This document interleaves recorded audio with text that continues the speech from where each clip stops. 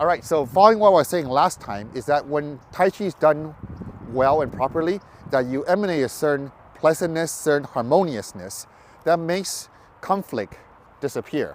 So last time when I was push on me, last time I was showing that when I push you, don't let me push you. So here I'm muscling, but when you do your Tai Chi properly, see, then very little force required to make them go.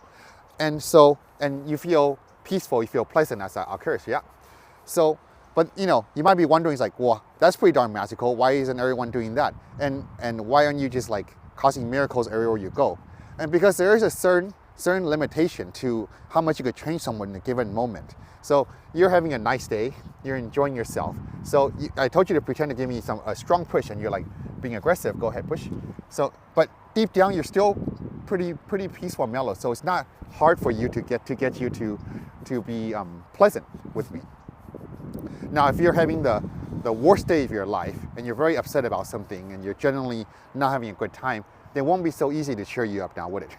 That's right. Yeah. So it's kind of so what happens is, based on how harmonious you, the practitioner, are, and how unharmonious the other person can be, there's differences in how much effect is caused.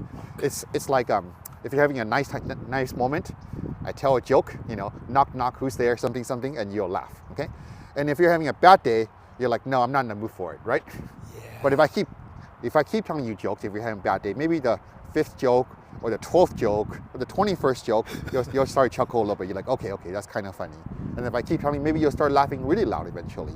So sometimes if someone is not so pleasant, you may have to do a few things. So that their first push is like, oh, you're very unpleasant, and you don't want to cheer up just yet, right? So I might use angles. I might make you lose your balance a little bit, and then you go, oh, you think you got away? You go attack me again. So you come after me some more, and then you lose your balance a little bit more, and then now you're kind of confused, and now you can go. See, that time I was able to push you pretty easily after I made you lose your emotional balance.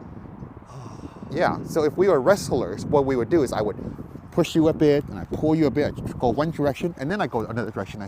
And when I get you to be off balance, then it's easy to do my wrestling move. We're not wrestlers, we're Tai Chi practitioners. So when I'm getting you off balance is your emotions, your spirit, so to speak. So when I find that moment where your mood is balanced on a delicate point, balanced on me, and I could cause it to tilt one way or another, then we tilt it towards a harmonious side. And when that happens, we can make that change happen so that you get moved physically and emotionally, spiritually. It's amazing to me. You're playing with my emotions without saying a word. Guiding it to a good place.